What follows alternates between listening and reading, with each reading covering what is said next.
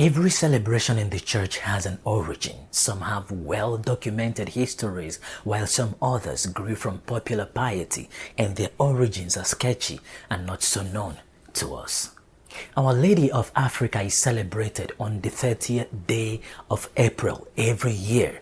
It is celebrated as a solemnity in North Africa.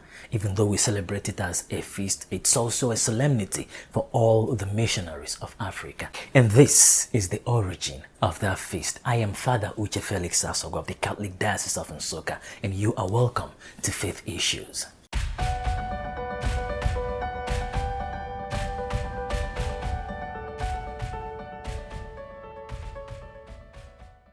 So many saints have been produced by North Africa.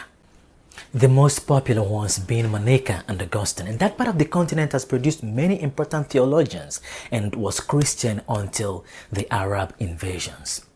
So after the conquest of the country of Algeria by the French, Bishop Antoine Adolphe Dupuche was appointed in 1938 to minister to the French colonists who lived in Algeria, but he felt a bigger call by God, which was to restore Christianity to the whole population. So his hope was that in time he would spread from Algeria to the whole of Africa.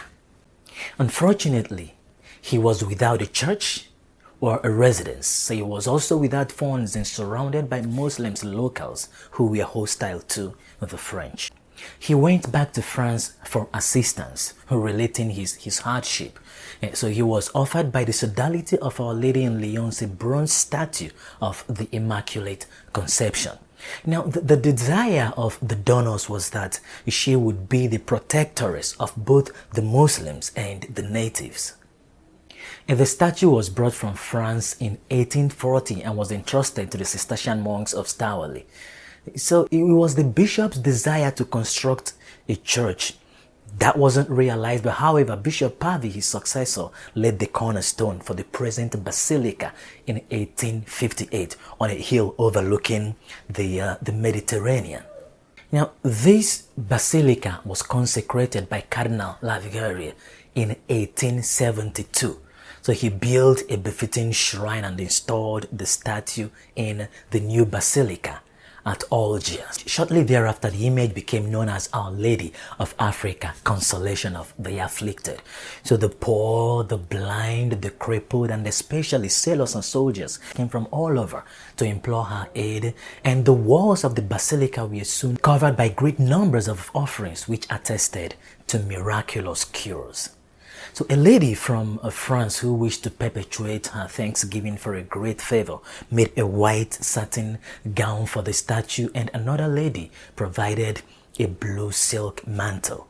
So Pope Pius IX donated a golden diadem with precious stones with which the statue was crowned in 1876. The cardinal placed the newly founded Congregation of the White Sisters under the protection of Our Lady of Africa, with the privilege of replacing the gown and the mantle. Though Our Lady of Africa's body is a Catholic church, she is venerated not only by Catholics but by Mohammedan men and women just as much as she is by Christians. And every day one can see kneeling Mohammedans who have come to ask Lala Maryam, as they call the Blessed Virgin, for special favors.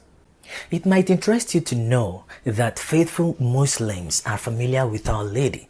The chapter 3 of Surah quotes the words of Allah, O Mary, lo, Allah hath chosen thee and made thee pure, and preferred thee above all the women of creation. And Surah 29 is entirely dedicated to the Virgin Mary and mostly to the history of the Annunciation. The Quran accepts the fact of the Immaculate Conception, though Christ for them is considered only a prophet. The feast that we celebrate today commemorates the crowning of the Algiers statue.